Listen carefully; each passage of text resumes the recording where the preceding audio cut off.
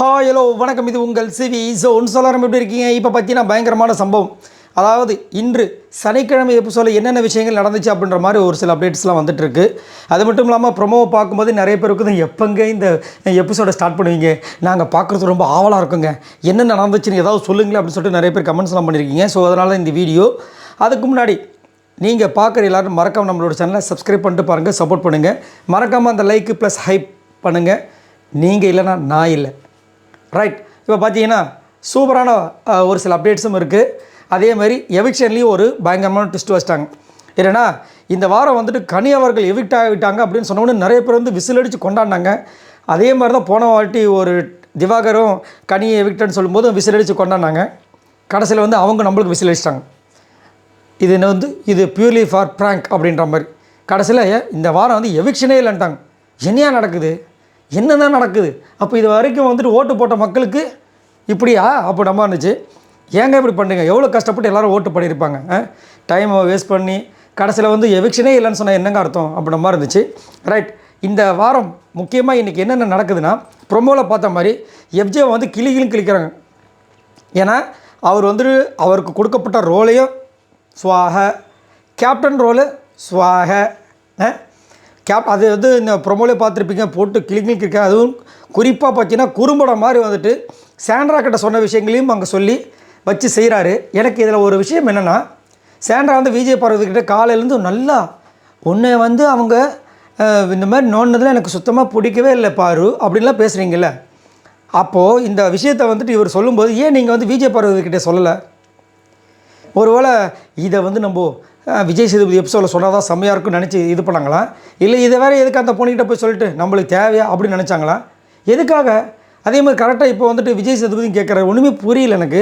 அதை பற்றி நீங்கள் என்னென்னு நினைக்கிறீங்கன்றதை சொல்லுங்கள். அதுக்கப்புறம் பார்த்தீங்கன்னா நம்மளாம் ரொம்ப நினச்சி பார்த்த ஒரு விஷயம் வந்து நடந்திருக்கு. விஜய் பார்வதிக்கு ஒரு நல்ல அப்ரிஷியேஷன் கிடச்சிருக்கு. அவங்க இந்த வாரம் முழுக்க பண்ண அந்த ஹார்ட் ஒர்க்கு ஒரு அப்ரிஷியேஷன் கிடச்சிருக்குன்ற மாதிரி ஒரு சூப்பரான ஒரு அப்டேட் வந்திருக்கு. செம. ஸோ அது உண்மையிலே வந்து அவங்களுக்கு ஒரு புது உத்வேகத்தை கொடுக்கும். ஏன்னா இது வரைக்கும் பார்த்தீங்கன்னா அவங்களுக்கு அப்ரிஷியேஷன் பெருசாக ஒன்று கொடுத்தாங்கன்னு நினைக்கிறேன். அந்த கேப்டன்ஷிப் டாஸ்கில் வந்துட்டு நல்லா பண்ணிங்க, பாராட்டுகள் சொல்லியிருந்தது. அதுக்கப்புறம் எதுக்குமே கொடுக்கல. ஏங்க அந்த சாம்பார் ஸ்குவாடில் எவ்வளோ விஷயங்கள் பண்ணாங்க, கொடுத்தீங்களா?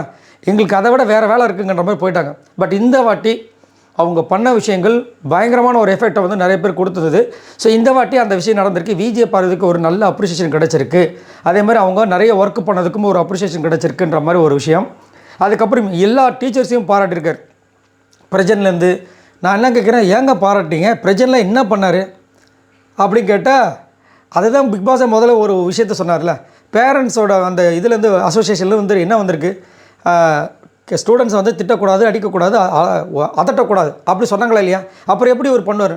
அதுக்கு எதுக்கு பிரின்சிபல் இருக்கணும்? ஒரு கேரக்டரு அவரோட கோவத்தை கம்மி பண்ண வச்சோமானாங்க அப்படின்ற மாதிரி பார்க்குறாங்க. என்னத்தை சொல்ல. ஸோ அவங்களுக்குலாம் வந்து டீச்சர்ஸ் எல்லாருக்குமே வந்துட்டு பயங்கரமான அப்ரிஷியேஷன் இருந்திருக்கான்.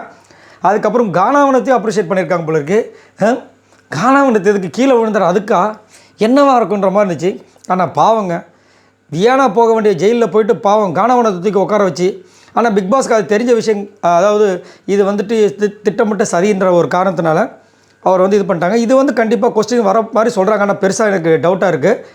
என்னென்னா இந்த கடைசி நேரத்தில் வந்து ட்விஸ்ட் பண்ணாங்க பற்றி இந்த ஃபஸ்ட்டு பர்ஃபார்மன்ஸில் வந்துட்டு வியானாக்கு பதில் வினோத்தை போட்டாங்களா, அந்த விஷயங்களும் மேபி விவாதிக்கப்படலாம் அப்படின்ற மாதிரி வந்து சொல்கிறாங்க. அது மட்டும் பெருசாக எனக்கு தெரியல. அதே மாதிரி வந்து பார்த்திங்கன்னா கிளாப்ஸ் வந்திருக்கான். யாருக்குன்னா கானா வினோத்துக்கான். என்னையா நடக்குது? வாரம் கிளாப்ஸ் வந்துகிட்டே இருக்குது. கானா வினோத் ஓகே, ஒரு சில விஷயங்கள்லாம் நல்லா தான் ஓடிட்டுருக்கு. ஆனால் இந்த பெண்கள் விஷயம் ஆனால் இந்த வாரம்லாம் கிடையாது, முன்னாடி நடந்துகிட்டு இருந்தது. இப்போ ரொம்ப ஒரு வேளை இந்த ஸ்டூடெண்ட்ஸாக இருக்கிறதுனால இதை ஃபுல்லாகவே மாறிட்டான்னு தெரியல. ஆனால் ஓரளவுக்கு நல்ல மனுஷன். அது வந்து இப்போ வந்து அதாவது மாற்றிட்டு வந்துட்டுருக்கார். அதே மாதிரி அவரோட கவுண்டருக்கு நானும் ஒரு ரசிகன் அப்படின்றதுலாம் மாற்றுக்கிறதே கிடையாது. சரி, அடுத்தது பார்த்திங்கன்னா எவிக்ஷன் பிம்பிளிக்கா பிளாப்பின்னு வச்சிட்டாங்க. ஸோ இதுதான் வந்துட்டு இந்த வாரம், அதாவது இன்றைக்கி எபிசோடில் நடந்த விஷயங்கள். ஸோ சண்டே எபிசோட விஷயங்கள் வந்துச்சுன்னா நான் கண்டிப்பாக உங்களுக்கு நான் அப்டேட் பண்ணுறேன். ஸோ நீங்கள் உங்களோட கருத்துக்களை சொல்லுங்கள். இதை தவிர்த்து வேறு என்னென்ன விஷயங்கள்லாம் அங்கே வந்து விவாதிக்கப்பட வேண்டும் அப்படின்னு நினைக்கிறீங்கன்றதை மறக்காமல் கீழே கமெண்ட்ஸ் பண்ணுங்கள். மறக்காமல் உங்களோட சேனலை சப்ஸ்கிரைப் பண்ணிட்டு பாருங்கள். பாய் நண்பர்களே.